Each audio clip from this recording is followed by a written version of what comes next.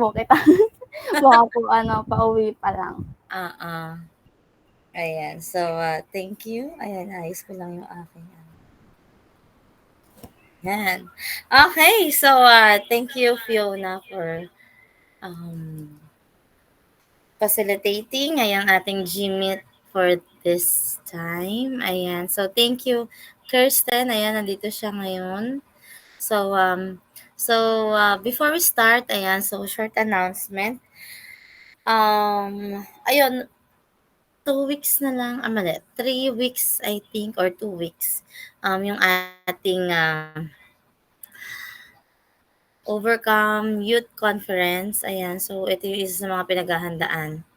So, I pray na maka-join kayo. Ayan, so meron naman kayong respective groups. I hope nakapag-register na kayo dun sa sinend ko or kung may sinend sa inyo doon sa inyong mga kanya-kanyang GC. So, I hope and pray na lahat ay maka-join. Ayan. So, hindi in ako syempre ako excited ako kasi syempre makapakinig ako ng workshop na sa teaching yung a-attendan ko tapos syempre I'm looking forward na mas marami akong matutunan yan kahit eto na yung age ko. Syempre dapat lahat tayo nag-learn, 'di ba? So ikaw ba, Fiona, makaka-attend ka and Kirsten? Meron na ba kayong Baka nga po ate, hindi eh. nasa biyahe ka na ba nun? Mamaya ate, may sasabihin ako. Surprise! Ayan. So, okay, so ipag-pray natin. Okay, and then si Kirsten, ikaw ba? Ay baka may work ka na nun. Hindi ko pa po alam ate. Kasi yung requirements ko hindi pa rin tapos. Kasi sobrang daming inaasikaso ko din. Oo. Then, hindi ko alam if may work na ba ako. Kasi dapat this week start na kami if ever tapos na. Mm. Pag di pa rin natapos, ay kunya natapos na ngayon, next week start na orientation. Kaya hindi ko pa alam. Sige, pagpe-pray natin na ano, makatapos sa requirements. Ayan, so yun. Okay, so yun yung isa sa mga announcement and then I pray na maka makabalik na ulit tayo dun sa regular na growth point class. Ayan, so pero syempre, makikinig lang tayo sa ating na-assign na leader sa atin. At the same time, be prayerful kasi sa panahon ngayon di natin alam, 'di ba? Lalo na marami nangyayari sa Pilipinas. Ang daming balita sa Facebook, panay disgrasya sa daan. So let us be prayerful, 'di ba? Baka isang tayo yung nandun sa but wag naman sana, 'di ba? Okay? So sige. Now we will hear devotion from Sister Fiona. Hello po. Hala. Second time ko na to. So, topic po talaga natin today is how can we show our love for God? So, there's a lot of ways we can show our love. So, yung topic, very common naman din na po yung mga like examples and sasabihin ko, but for me, kahit common na siya, na naririnig mo lagi-lagi, it a huge importance and role sa buhay natin as a Christians. It's a great reminder for us. So, let's open our Bible po sa 1 John 4:20. So, ako na lang po din po ang magbabasa. So, 1 John chapter 4, verse 20. If a man say, I love God and hated his brother, he is a liar. For he that loveth not his brother whom he had seen, how can he love God whom he had not seen? So, yung verse po na to, parang contradicting po siya sa one to another. Paano mo masasabing mahal mo ang Panginoon when you hate your brothers and sisters? How can you say na mahal mo siya when you treat others in a bad way? Pag ba may bago sa church, ipapafeel mo na na-left out sila. So, if you can love the people whom you can see, then how can you love God na di mo naman nakikita? Paano mo ipakita ang pagmamahal mo sa Panginoon kung iba ang pakikitungo mo sa ibang tao? So, check And examine our hearts, yourself, are we truly deserving of God's love when you can love your own neighbor? Yung iba sasabihin nila na ipagdadasal ko na sana karmahin ka. So, wag po nating ipag-pray yung karma ng ibang tao. Instead, let's pray for them na for their change, na magbago po sila. Let's pray for their safety po. Imbes na iba yung pag-pray natin. So, sabi nga sa Matthew 5:44, but I say unto you, love your enemies, bless them that curse you, do good to them that hate you, and pray for them which despitefully use you and persecute you. Kung ang Panginoon marunong magpatawad, let's learn to also forgive others. So, walang mararating po yung galit natin. Tayo lang din ang lulugi sa huli kasi kinikimkim natin yung galit at sila wala lang pake sa atin. Masaya pa sila, nagalit na galit tayo, di ba? So, choose peace above everything. Wag nating paanuhin pa yung puso natin. Huwag mong dalhin yung galit hanggang dulo. Don't live a life with hatred towards that person, but live a life of peace. Do not let them bring you down and stop you from your doing. Don't let their words be a hindrance to your own success. Ipakita mo na kaya mo, na hindi ka na sa mga sinasabi nila na porket ay hindi niya kaya yan. Huwag mo don't listen to them. Kasi paano nila masasabi, di ba? Wala pa naman tayo dun sa point na yon. So, stand up for what you believe is right. So, next is, sabi sa Colossians 3:13, forbearing one another, forgiving one another, if any man had a quarrel against any, even as Christ forgave you, so also do ye. So, ayun, forgive. Ipakita mo din na, ayun nga, di consistent sa ginagawa nila. Huwag mong punuin ng galit, di ba? Kung di mo makontrol ang emosyon mo minsan, ay let's pray. Learn how to ask for forgiveness. Kung may nagawa ka mang mali sa kapwa mo, di yung mali ka na nga ay paglalaban mo pa, ay tama ako.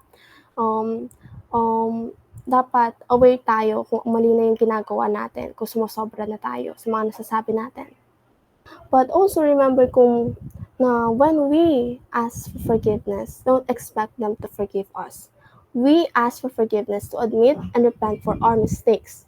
You admit that what you did was wrong. Hindi na nag-forgive tayo para mapatawad na ganun-ganun lang. So same with God, when we pray and ask for forgiveness, di tayo nagdadasal para mawala lang yung kasalanan natin. Alam talaga natin sa puso natin ang kasalanan natin. Huwag yung papatawarin naman ako ng Panginoon. Bakit pa ako magdadasal? Ba't pa ako hingi ng patawaran? Just because He will forgive doesn't mean that He will tolerate the wrongdoing. So sa huli is, wait lang po.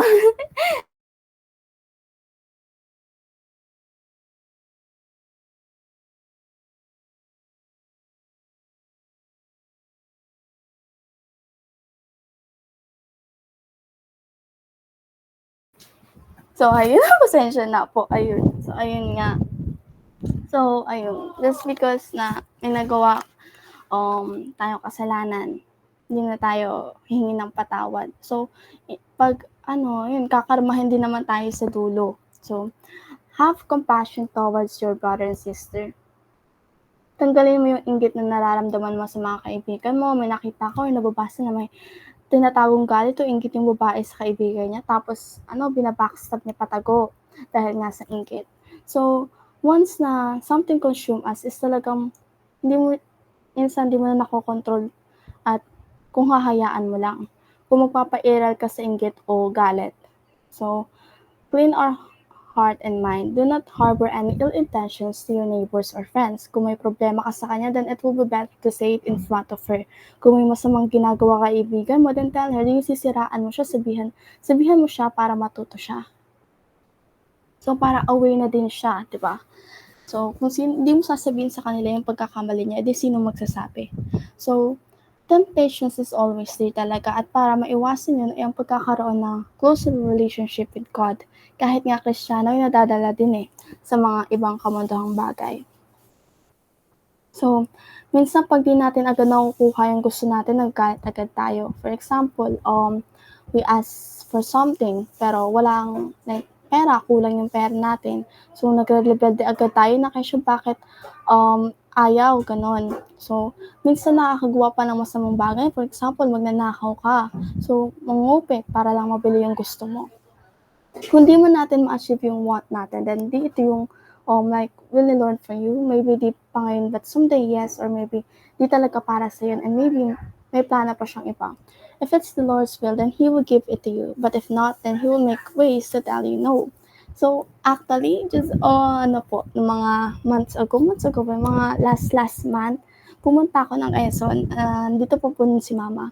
So, naisipan na pag-usapan po nila na doon ako mag-aral. At that time, habang kinakausap ako na, like, kinukonvince ako na doon ako mag-aral, pinipigilan ko maiyak na, nakatulong ako nun, sabi ko. Tumatango-tango lang ako, ganun. Kasi grabeng impact sa akin po yun kasi nandito yung mga kaibigan ko, nandito yung church ko.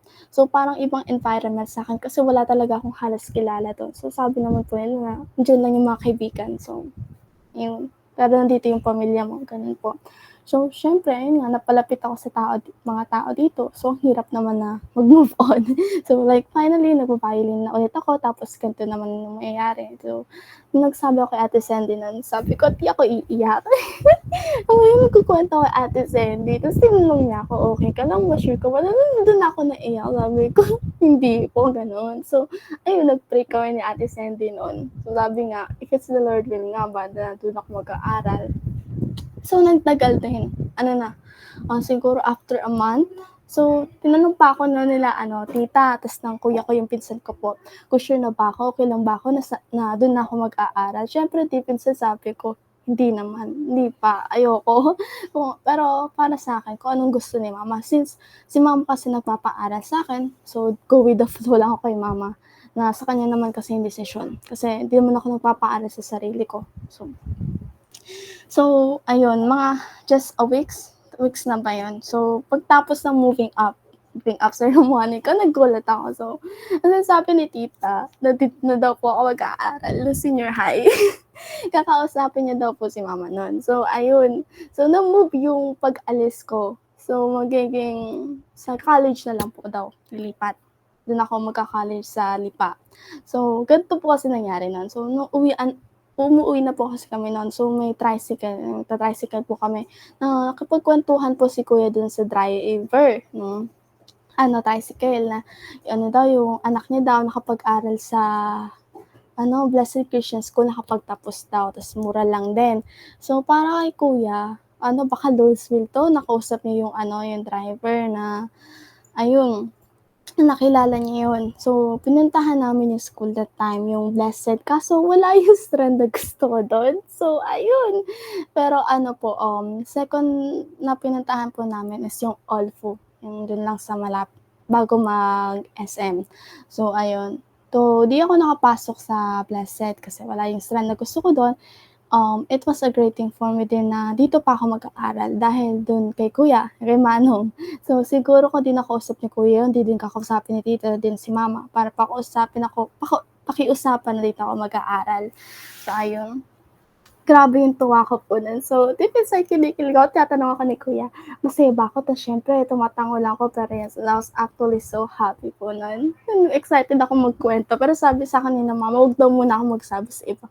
Kasi hindi pa naman daw baka sure. Mga last week po yun. Pero nasabi ko na po ngayon kina Ate Sandy, tsaka kina Ate Jeanette, tapos kay Ate Shani, mga leaders po sa namin ministry. So, sabi nga nila, if it's the Lord will, then bibigyan niya pa ako. If it's the Lord will nga. So, ayun, binigyan niya pa ako ng 2 years. Kung makakapasa. So, ayun, back to the topic na ulit po. So, we have a lot of ways to show our love for Him. Consistency in the time. What God needs most of us is our time. So, kahit 30 minutes lang para magbasa ng Bible, magdasal, so malaking bagay na yun.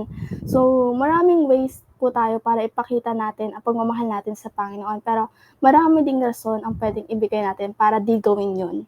Ayun. So, worship. Sa isang buwan, meron lamang na, 4 Sundays or 3 Sundays in a month. Kaya sana mabigyan nating time ang pagsisimba natin. Let's not go to church just for attendance, sabi nga nila. Kung makikinig ka talaga, is mababless ka talaga sa mga preachings. Madami kang matututunan, daming mo mga apply talaga. So, prayer. Next prayer is, we can pray anytime, anywhere, pero di natin nagagawa. We have the ability, but we don't. Huwag nating idahilan na busy tayo kaya di tayo nakakapag-pray. Ang mahirap talaga is yung consistency sa pagpipray. Minsan nakakalimutan na talaga nating magpasalamat kahit lang sa pagkain, di ba? Nung kakain na lang agad tayo. So, kalimutan magdasal sa umaga, pasalamat na nagising pa tayo, tapos nagdadasal sa gabi. So, lahat naman siguro is nakakalimutan talaga paminsan-minsan. Minsan nakakatulog ka na lang talaga sa pagod. But as much as we can, let's be consistent in our prayer. Sabi nga, prayer is power. So how can we let our week end without a prayer? Kahit habang nasa biyahe tayo, papuntang school or work, we can pray anywhere. So, ayun lang talaga ang problema lang talaga dyan is yung minsan katamaran, minsan ano ba talagang humahadlang sa atin, minsan ayaw lang talaga nating magdasal. So, sa totoo lang, hindi naman hinihiling yung prayer. Di dapat pinipilit yung prayer na magdasal ka.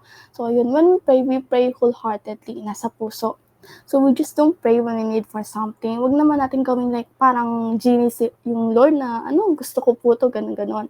Let's not make Him feel like a burden. Di siya burden. Di parang problema yung prayer natin na, hala, magpipray na naman, ano ba yan? Kahit anong pag-pray mo, okay lang yan. Dance man or pasasalamat, kung sa tingin mo walang makikinig sa mga pinagsasabi mo, andiyan naman yung Panginoon, di ba? Kung saan ka pa naghahanap? Kung anong pang pinagkagawa mo. So, sabi nga is, pray without ceasing. So, neglecting prayer means that your connection with God weakens. So, next po is, sabi sa 2 Timothy 3:16, all scripture is given by inspirations of God and is profitable for doctrine, for reproof, for correction, and for instruction in righteousness. Reading the Bible, isa din tong problema para sa akin kasi consistency. Sana yung pagbabasa natin ng Bible is tuwing Sundays lang. Sabi ni Pastor. So, let's give some time to read. If yung kung ano mga binabasa natin sa cellphone natin. May time tayong mag-scroll, pero wala tayong time magbasa, di ba? So, let's set aside muna yung cellphone. Kahit saglit lang. Kasi doon mo feel talaga yung guidance sa Panginoon sa pagbabasa eh. So, how can, paano natin mas talong mapapalago or makikilala yung Panginoon, di ba? So, how can God work into our life kung wala tayong ginagawa para makipag-connect with Him? So, Bible reading is a way to get to know Him. Kasi, di ka magbabasa, di paano ka niyan? Paano tayo mag-grow, di ba? So, nagsisimba ka nga, pero di ka naman nalago. We need to examine our heart. Kung nasa tamang way pa ba yung puso natin, our intention ba? So, di naman ganun kahirap magbasa, di ba? Para din natin magawa kahit isang beses sa isang araw, isang beses sa isang linggo. So, ano bang humahadlang sa atin para di magawa yon? So, parang gumawa tayo ng plan, schedule, kung kung maaraw-araw naman natin to, di masasanay din tayo sa schedule. Tapos, makita mo sa schedule ay oras na para magbasa ako ng Bible. So, kahit mga 10 minutes lang. So, merong in-introduce sa aming Bible app si Ate Joanna po, yung YouVersion. So, siguro yung iba po familiar na din dito. So, para sa akin, it's very useful kasi pwede kang gumawa ng devotion do, pwede kang mag-comment and interact with others, pwede kang mag-add. Ayun. So, makita niyo, may mga hina-highlight kayo na Bible, lalabas din sa iba. Makikita nila. So, parang mabibless din sila na, yung Bible verse na to, yun, parang, ayun. So, sana man lang po is meron din tayong Bible app sa ating phone. So, hindi yung iba yung dami-dami nakadownload pero wala man lang tayong Bible sa natin cellphone. Magkaroon tayo, gumawa tayo ng plan, 1 chapter a day, tris-trisin natin ganun kung anong saan mo gusto mag-start ng book, saan ka interested, ganun. So, we need consistency kasi. And consistency in reading the Bible, without God's words, madali lang tayong may impluwensyahan ng mundo at mapapalayo tayo. So po next is ministry. So mostly sa atin here is meron ng kanya-kanyang ministry. So lahat naman So let's use our talents to be of use to God. Huwag mo ikahiya yung talento na kaya mo. May talento ka nga pero imbis na ipagamit mo sa Panginoon ay sa iba mo ginagamit. Hindi ka naman nagagamit sa church. So, saan ba nanggaling yung talent natin, di ba?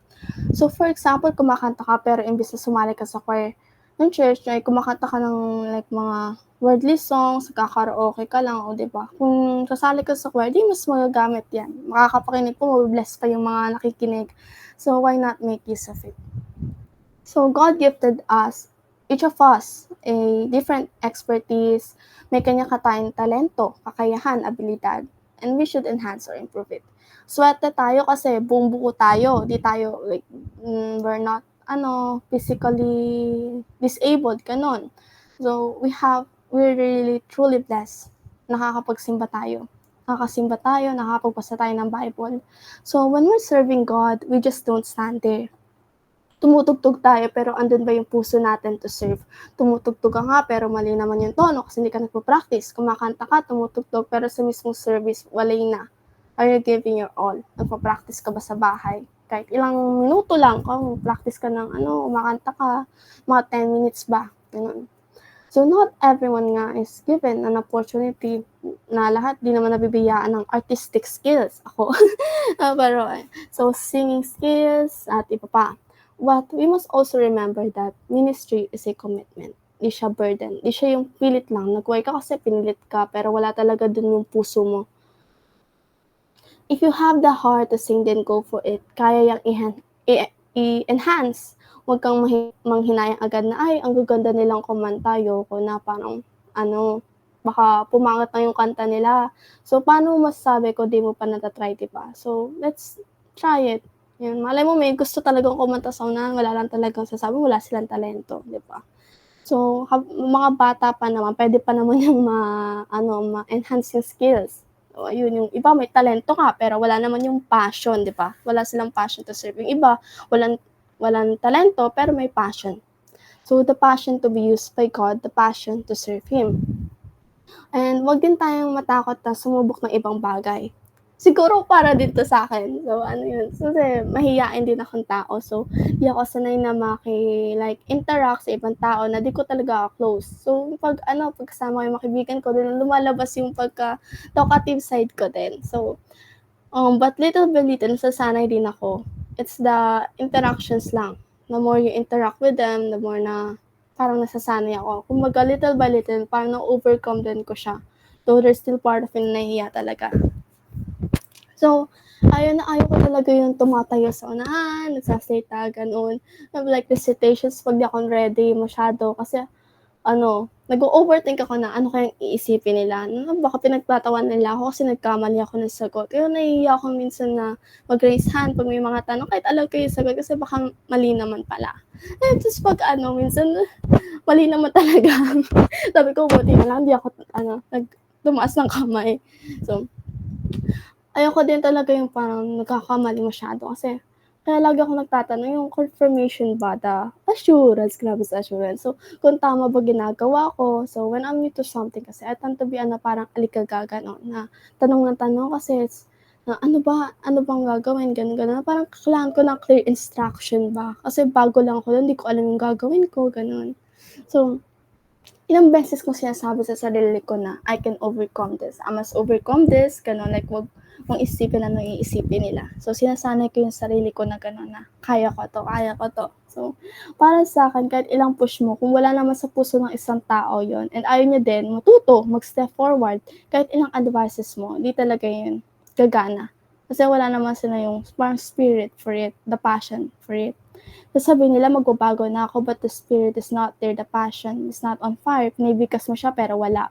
Like after some few days, babalik sa dati, walang consistency kasi di ganun kaalab yung spirit within them to go through.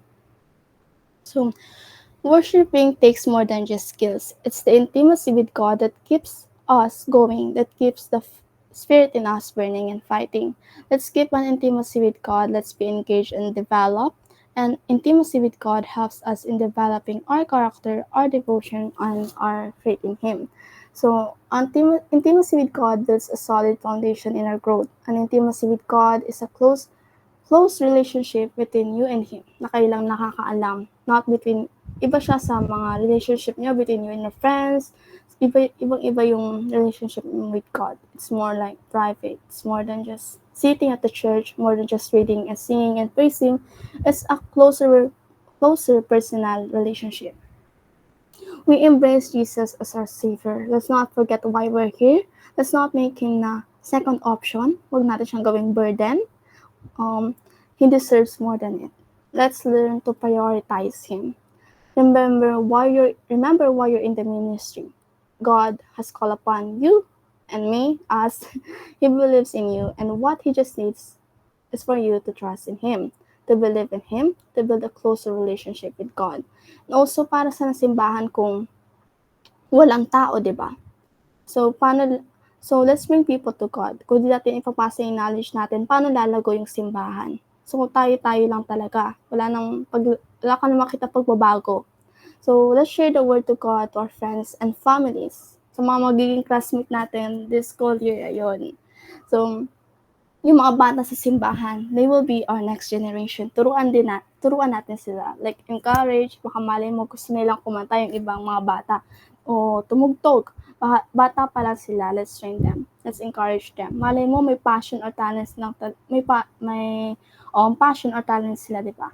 So, natutuwa talaga ako dun sa Takeover Sunday. Ang cute nila, yung mga batang kumakanta, yung mga kahit makukulit sila talaga. Pero, nakita mo naman na gusto talaga nila.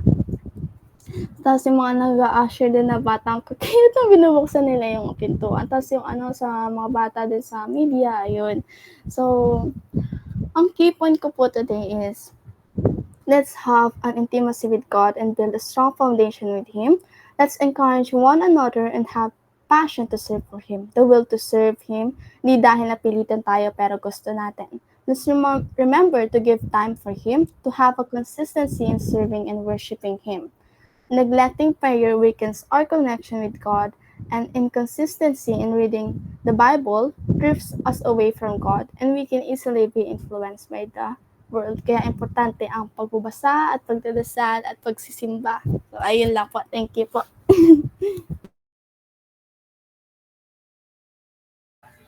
Ayan. Aray. May feedback. Okay. So, malinaw po ba yung aking Hindi ko lang kung may sound ako. Okay, may sound ba ako? Ayan. Sige.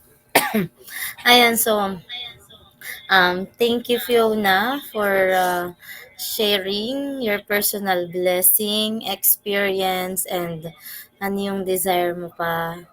Ayan, so sabi mo nga kanina, yung iba nga nagsisimba pero hindi naman lumalago. Totoo naman talaga yon.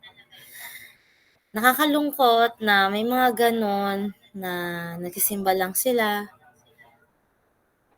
pero hindi talaga sila nalago. Ngayon, personally sa atin, kayo bilang young lady, if you have that kind of experience, you need to be prayerful. I need to be prayerful. And maganda kung naano mo sa sarili mo na parang hindi ako nalago.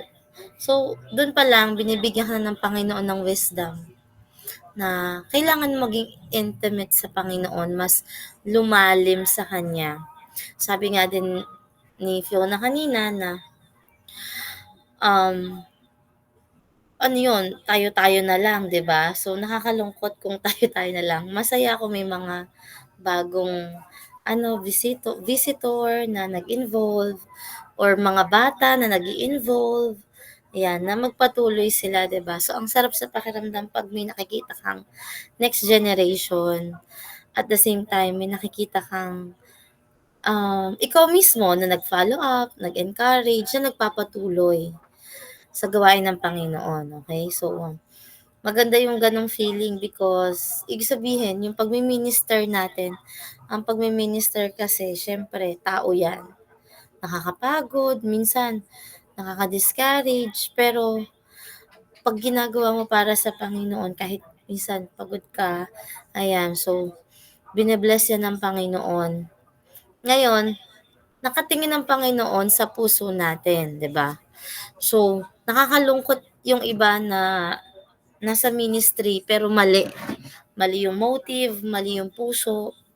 So, ganun ganun tayo i-remind ni God, and then this devotion also been a reminder for us na hindi mo mahal yung gawain ng Panginoon pero mahal mo yung mundo.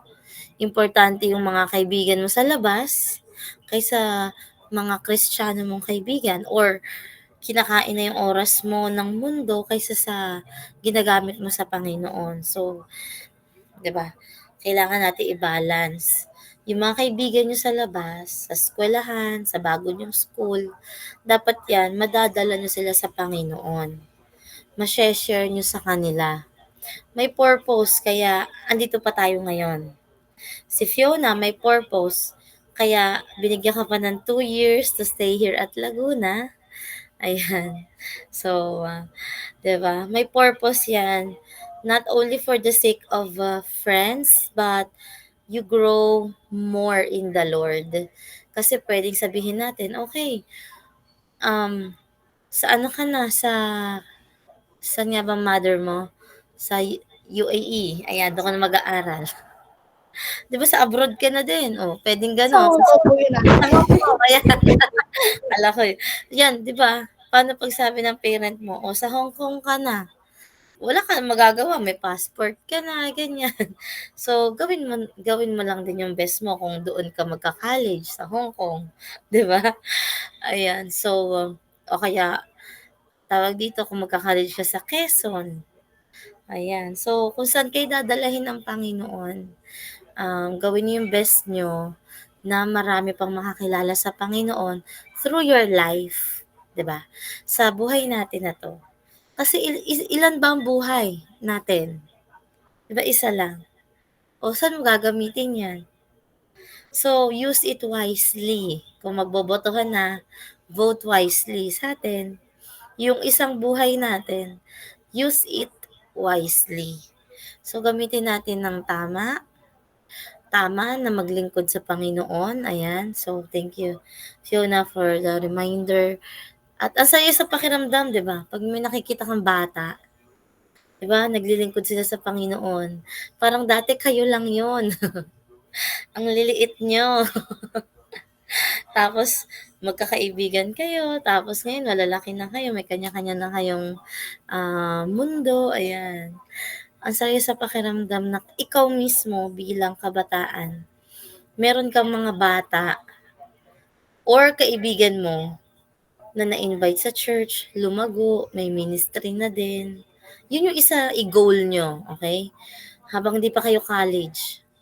Kasi pag college kayo or working student or sobrang hirap ng mga subject nyo, tapos nawala kayo sa gawain, mahirap bumalik. But,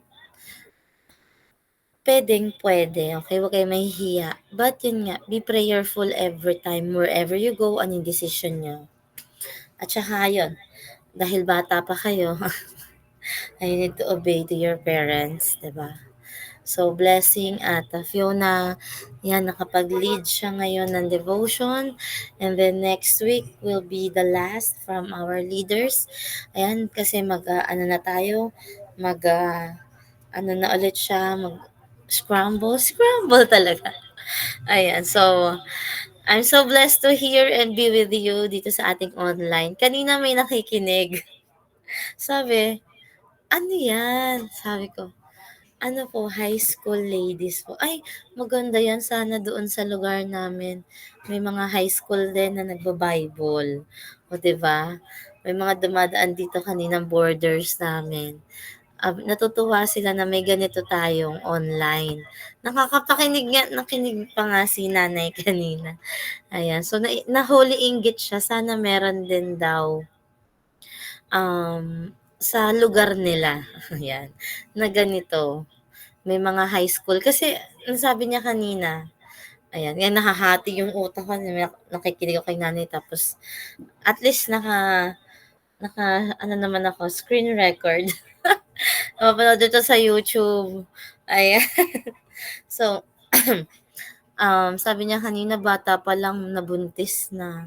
Which is totoo yun. Kasi wala ngang guidance ng family, broken family, tapos walang guidance ng adult. So, kung ano yung gusto ng bata, yun ang nasunod. So, hindi nakagraduate, nabuntis. So, di ba, hindi nagsisimba, nakapag-asawa ng hindi pa dapat mag-asawa. Okay, so yun. Parang latest, ano lang yun, update. Meron tayo dati nag-church sa atin. Ayan, nakahanap ng partner, nabuntis. Tapos yung baby nila hindi pinalad mabuhay, 'di ba? So syempre at the grieving stage. Yan, malungkot 'yon. Ayan. So pero um, sa Panginoon, yung baby safe 'yon, nasa heaven na 'yon, 'di ba? So 'yon. Okay, so let us be prayerful. And thank you Fiona, Kirsten, and to si Rich Lee, naka-attend kayo ngayon. And I'm so blessed kasi pinapakinggan ko si Fiona dati, hindi siya ganyan mag-ano. Parang, di ba nga kasi, totoo naman yun eh, lahat tayo nag-start na pagiging mahiyain, di ba? Tapos as I was listening, yes, as I was listening, ayan, so, narinig ko si Fiona, sabi ko dati napakamahiyain ito, super. Ayan, ngayon ang dami niya ng words and then insights that she could share. Ayan, dito sa ating devotion. And, ayan, senior high ka na. 'Di ba? Blessing ng Panginoon.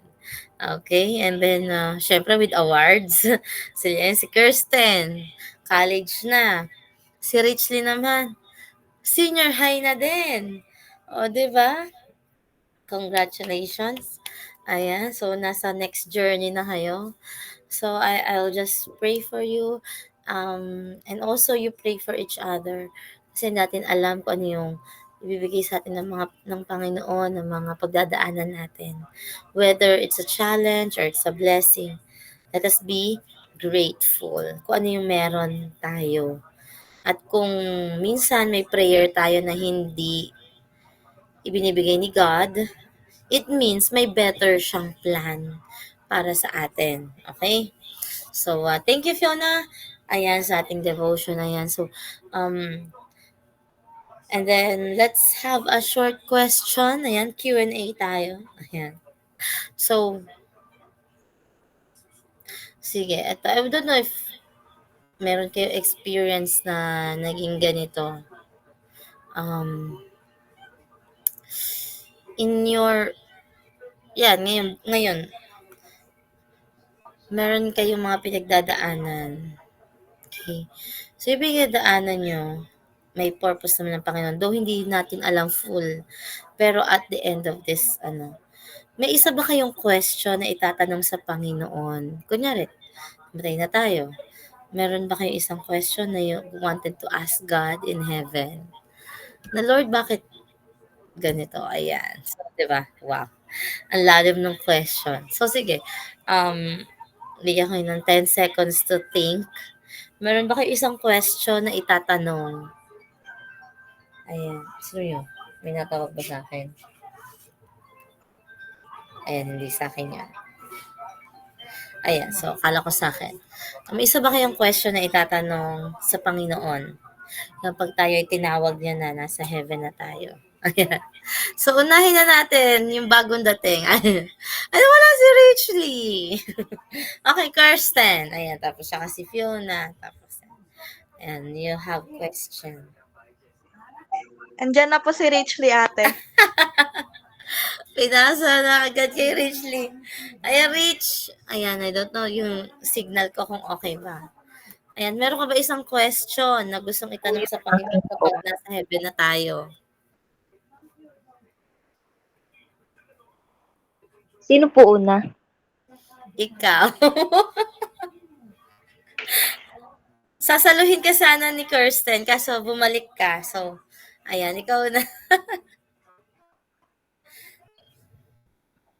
Yung, ano po ulit yung question? Ayan. So, di ba ngayon sa may mga pinagdadaanan tayo sa buhay, challenges. Okay? So, kunyari, namatay na tayo. Okay? Tapos, may question ka sa Panginoon. Ano yung parang pinaka-question mo sa Kanya? Kung may ganong senaryo. Ayan. So, ano yung question mo sa Panginoon when you are in heaven? Ayan. Ano po, actually I don't have po, pero hindi pala. I have po, pero ang itatanong ko lang po sa ganyang situation is ano po yung plano niya sa'tin or dun sa ano po yung plano niya dun sa taong na-involved dun sa situation na gano'n. Kasi sometimes po, there are times na we ask God kung bakit po yun nangyayari. Pero ako po, ang itatanong ko po kay God is, what is His plan for us? Yung plano niya po para sa akin. Kasi lahat naman po ng nangyayari sa'tin, sa life natin is lahat naman po yun may purpose. And yung gano'n pong senaryo kasi, it's painful and medyo mahirap po siya. Kaya I believe po na hindi naman po tayo padadaanin ni Lord sa gano'ng situation kung hindi naman po natin kakayanin. So, siguro po there's a reason behind it. Kaya ang itatanong ko lang po kay Lord is, "Lord, what is your plan? What is your purpose? And paano po namin kakayanin yung ganitong situation sa buhay namin?" Yun lang.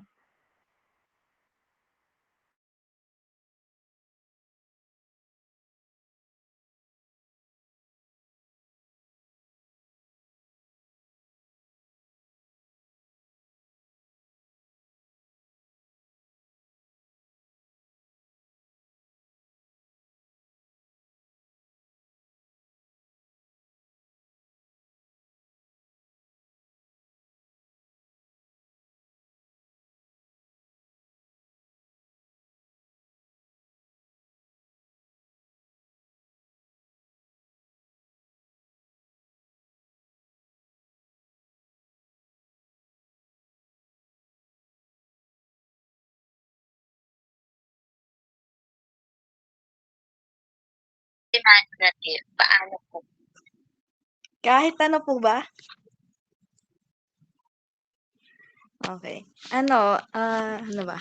Madami akong tanong sa Panginoon simula nung bata ako, pero yung isang tumatak sa isip ko kasi lagi ko siyang tinatanong kung bakit bakit niya hinayaan na maging broken family kami, gano'n. Like siyempre habang naggo-grow ka, kunyari year by year, ang dami kong tinatanong na, "Bakit Lord nagiging ganito?" Ang hirap maghanap ng courage kapag siyempre 'di nila alam ano yung pinagdadaanan ko during study, gano'n. Then, lagi kong tinatanong kapag ga-graduate, sabihin ko kasi eto, habang kasi habang sa tuwing graduation ko lagi silang nag-aaway like, ganito, gano'n, ikaw na lang, ganito, gano'n, bakit ayan yung i-invite mo, ano bang naitulong yung mga gano'ng question. Siyempre bilang isang anak, mahirap para sa'kin na mamili ng choice kasi siyempre anak lang naman ako, so hindi ko alam kung paano. Ayoko lang din na may masabi sila. Ayun, sabi ko kung mamamatay ako, kunyari namatay ako bago graduation, gano'n. Sabi ko, "Lord, bakit hinayaan mo na," alam mo yun, feel ko ako lang yung mag-isa, gano'n. Like parang may family ako pero ako yung naggagawa lahat ng mga naiyak ako, ng mga dapat na dapat sila yung nagga-guide sa'kin. Mas nakukuha ko pa yung guide na kailangan ko sa ibang tao, like parang unlike sa iba na nakikita ko na ayun, may parents sila na nagga-guide sa kanila, pero yun sa akin hindi ko ma-feel na na meron akong parents na magga-guide during hard times. Tulad ngayon, kahapon kasi na-discourage ako kagahapon. Kasi alam mo yung may way na ako kung paano ko pag-aaralin yung sarili ko, gano'n. But dina-down pa rin nila ako na parang inuuna ko daw yung sarili ko, gano'n, selfish. Pero unlike sa iba na, mas natutuwa yung mga parents nila sa anak nila na ganito, gano'n. But sa'kin, may mga side comments na ganito, gano'n, puro na lang sarili mo, but hindi nila nakikita kung ano yung mga gusto kong marating para sa kanila din, hindi naman sa sarili ko. Hindi nila makita yung pangarap ko na para sa kanila, not for me. And ayun yung tanong ko, bakit hinayaan ng Panginoon na maging broken family kami. Kasi yung broken family, hindi lang naman yan once, kundi habang buhay. Kung depende sa kanila kung bababaan nila yung pride nila. Siyempre bilang anak, mahirap sa'kin. Ayun po.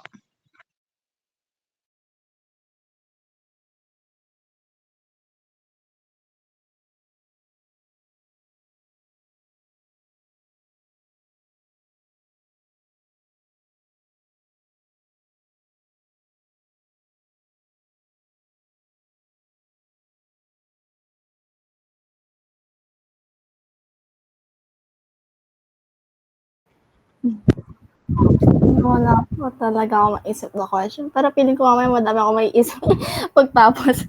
So, siguro po is, bakit like ganito nararamdaman ko? Minsan, why do I feel like parang ang bigat minsan ng pakiramdam ko, parang gano'n, but parang ang hirap so like, how can I overcome those paano ko siya ma-overcome? Bakit parang minsan biglang ang bigat ng puso ko, ganun, like there was some unexplainable pain, ganun, but like, why can I understand what I'm feeling, na bakit ang bigat minsan, bigla-bigla lang ako maiiyak, like, bakit nga ba? Bakit ako naiiyak, ganun? Parang, hindi kasi ako ganun masyadong open kasi like, lumaki ako without my parents by my side kasi nasa abroad si mama, nasa ibang place si papa, so bakit ang hirap like, mag-open up, hindi kasi ako, ka-open masyado kasi nararamdaman ko. So, parang kinikip up ko siya, sarili ko. Kasi hindi ako sanay. So, parang ako pa yung nahihiya, ganun. So, parang, inaano ko lang siya, kinikip ko lang siya, kinikimkim ko ba, ganun. Tapos parang iiyak na lang ko, ay, Lord, ganun pa. So, minsan, parang, parang, out of world, parang nawawala ako sa like parang sarili ko, minsan natutulala na lang ako, parang ba minsan nakakaramdam out of place ba, ganon. So, bakit, why am I feeling this way pa? Ano ba yung reason tan? Ayun lang po.